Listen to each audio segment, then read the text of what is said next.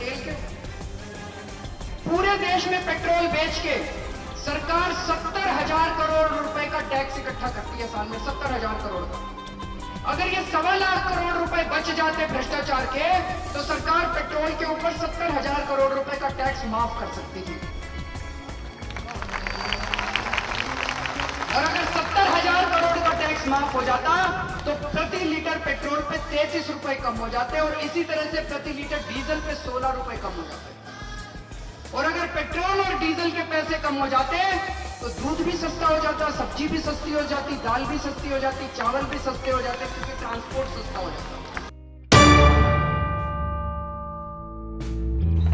आम आदमी पार्टी ने दिल्ली वालों के लिए बोझ बढ़ा दिया है। आज रात से डीजल और पेट्रोल दोनों महंगे हो जाएंगे। पेट्रोल में 2 रुपये 78 पैसे की बढ़ोतरी कर दी गई है, जबकि डीजल की कीमत 1 रुपया 83 पैसे बढ़ा दिया गया है। देश भर में पेट्रोल डीजल 2 रुपए सस्ता हो गया है, लेकिन केजरीवाल सरकार में दिल्ली वालों के महंगे दिन आ गए हैं। दिल्ली में पेट्रोल सस्ता होने की बजाय और महंगा हो गया है। दिल्ली सरकार अब पेट्रोल पर 20 की बजाय 25% वैट वसूल कर रही है।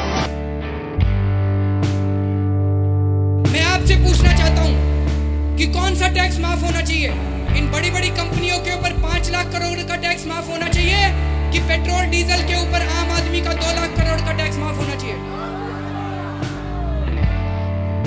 पूरे देश में वोटिंग करा लो, वोटिंग में रेफरेंडम में एक ही बात निकलेगी, आम आदमी का टैक्स माफ करो और इन बड़ी बड़ी कंपनियों से टैक्स लो।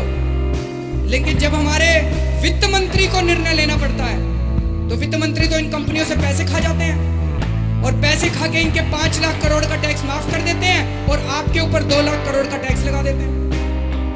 अगर ये 2 लाख करोड़ रुपए का पेट्रोल और डीजल के ऊपर टैक्स माफ हो जाए तो आज दिल्ली के अंदर 77 रुपए लीटर पेट्रोल है, वो 50 रुपए लीटर हो जाएगा।